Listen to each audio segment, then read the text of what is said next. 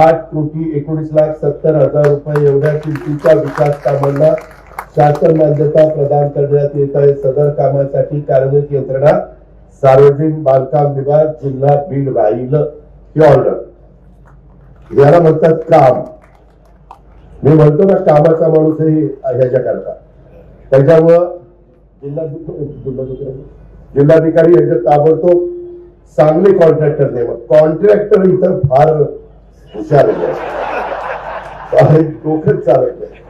आणि आता ही जी काही कामं आहे मी आपल्याला सगळ्यांना सांगतो, माझी सगळ्यांना विनंती आहे की ह्या कामामध्ये जवळपास आपण 1,363 विकास कामांचं भूमिपूजन त्या ठिकाणी करतोय। 575 कोटी रुपयाचा निधी आपण त्याच्याकरता 25-26 मध्ये देतोय, कारण मार्चला वर्ष संपणार। राहिलेला निधी पुढच्या वर्षात नवीन वर्षात पण त्या ठिकाणी दिला जाईल।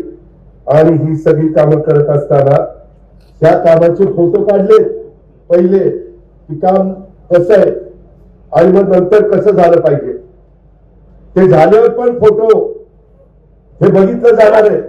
कॉन्ट्रॅक्टरांना सगळ्यांना अधिकाऱ्यांना मला सांगायचंय, जर काम न काढता कोणी गडबड करण्याचा प्रयत्न केला तर त्याला सोडणार नाही। चक्की पिसिंग हे अजिबात सोडणार नाही। ते 10 लाखाची कामं बंद केलीत, आम्ही 15 लाखाचं ई टेंडरिंग करतोय। का तर बाबा जनतेचा पैसा लोकांना दिसलं पाहिजे। नुसतं आम्ही घसे कोरडे करायचे, भाषण करायचे, कशाने येणे माझ्या मागल्या तसं नाही चालणार। ही कामं माझ्या 6 विधानसभा मतदारसंघात आमच्या जिल्ह्यात दर्जेदार झाली पाहिजे। त्या एजन्सीला पण इथं सांगा, हे मला डीपीओला जिल्हाधिकाऱ्यांना मुख्य कार्य सगळ्यांना सांगायचंय।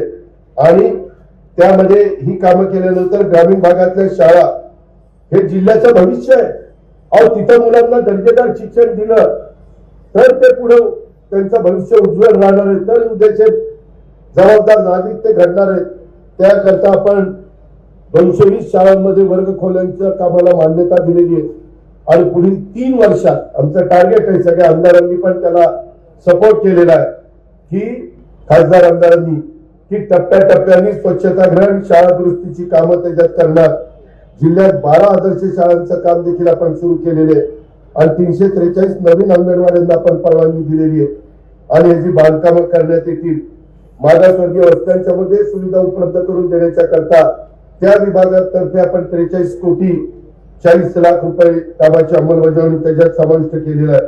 त्याचबरोबर आपण पहिल्यांदाच बीड जिल्ह्याच्या इतिहासामध्ये हे सगळे 15 लाखाची कामं करतोय। ही पण गुणवत्ता राखली गेली पाहिजे, दर्जा उत्तम राहिला पाहिजे।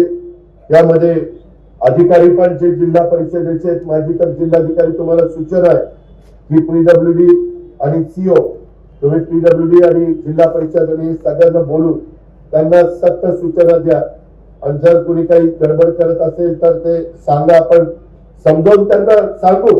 नाही ऐकलं तर मग पुढची कारवाई नाईलाज असताना त्या ठिकाणी केली जाईल।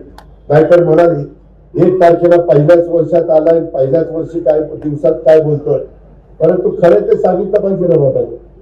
सुरुवातच आपण अशी करतोय, त्याच्यामध्ये आमचे मुख्य कार्यकारी अधिकारी असतील आणि त्यांची सगळी टीम असेल, त्यांचंही मी कौतुक करतो, अभिनंदन करतो। मित्रांनो, माझा स्वभाव असा आहे, जे चांगलं काम करतील त्याच्या पाठीवर शाबासकीची थाप टाकली पाहिजे, कौतुक केलं पाहिजे।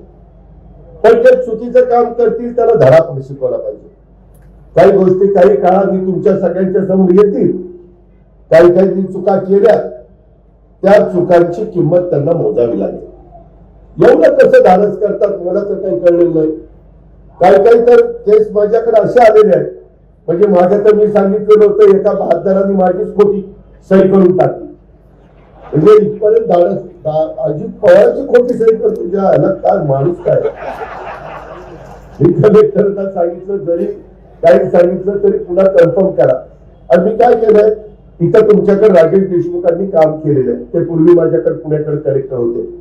दुसरा मोबाईल नंबर 94 23 46 72 72। तिसरा मोबाईल नंबर 75 88 15 0001।